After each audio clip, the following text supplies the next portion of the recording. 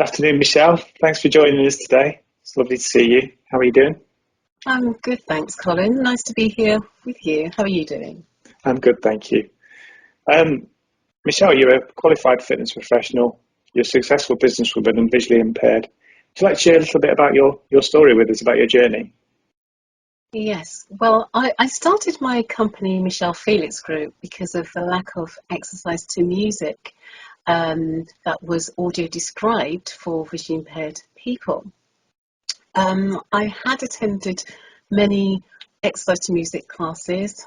What I mean by that is, things like aerobics, movement, and the instructors had tried their best to be descriptive, so that I could follow the actions, what was going on in the class, but it was never quite adequate.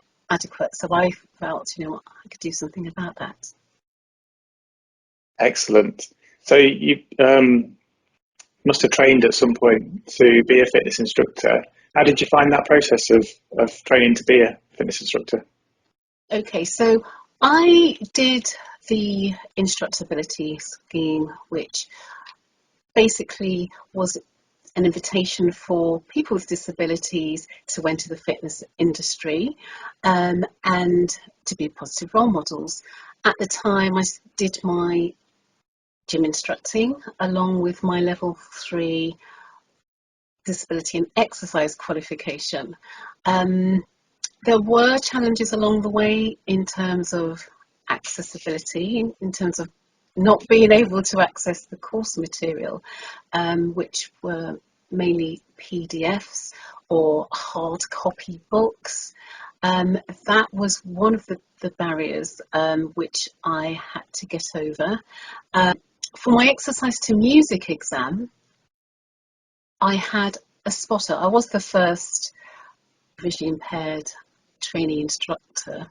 I had somebody who we would call a spotter, so that's somebody who could observe anybody within the classroom doing, within the fitness class, looking unwell or maybe adopting bad form which could be harmful to them, at which point I would be alerted to that to deal with.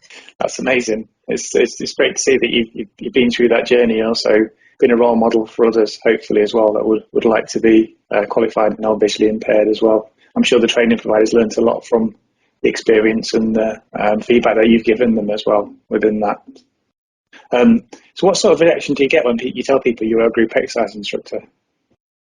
Normally they're very surprised, and the usual question I get is, well, how does that work with your eyesight?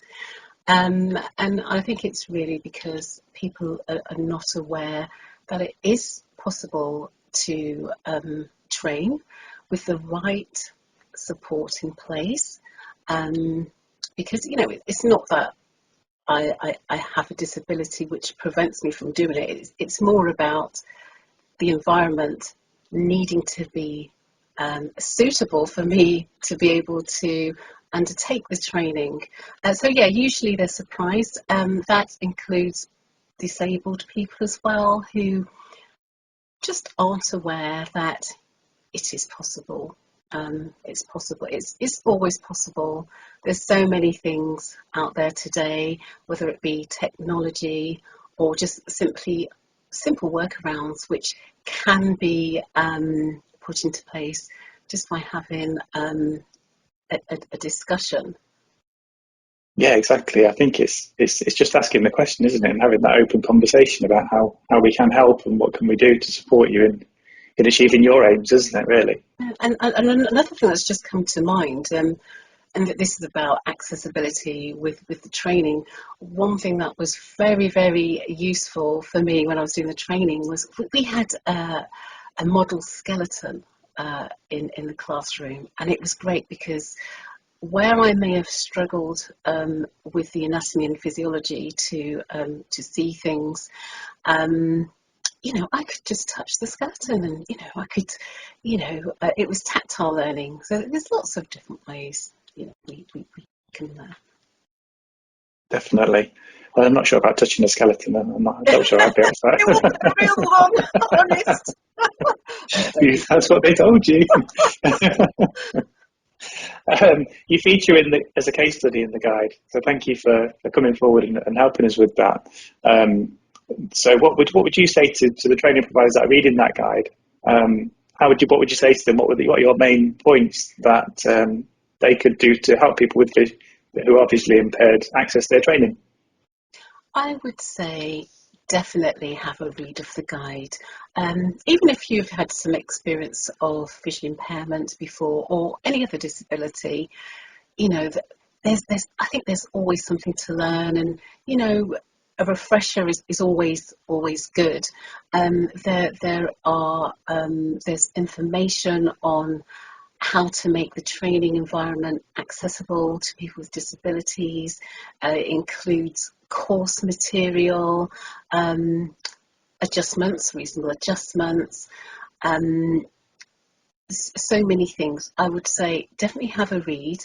I think it will help you just to feel more confident when interacting with somebody with a disability.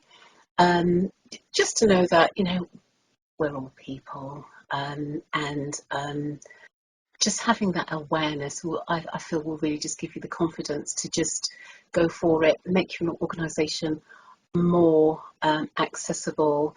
It will talk about the recruitment process for training, how to attract people with disabilities, how to keep people with disabilities. Yes, go for it. How to have the conversation without feeling, you don't know what to say. Can I use this word or that word? Definitely have a read. Excellent. I think my main takeaway has been from supporting developing the guide that it's about openness and communication. Nobody's going to get everything right all of the time, are they? But as long as we're open and we communicate and we ask the question, and we're open to the feedback that we receive, that's all people really want. Absolutely. Excellent. Bro, what would you say to other disabled people that are thinking about becoming fitness instructors, personal trainers, group exercise instructors?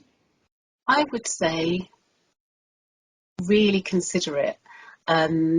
Even if you may not have thought of it as something that you can do before, I will say if you've got the heart and mind to do it, you can do it. There is a way. It's so rewarding, to see people's lives change through physical activity, get stronger, become more mobile.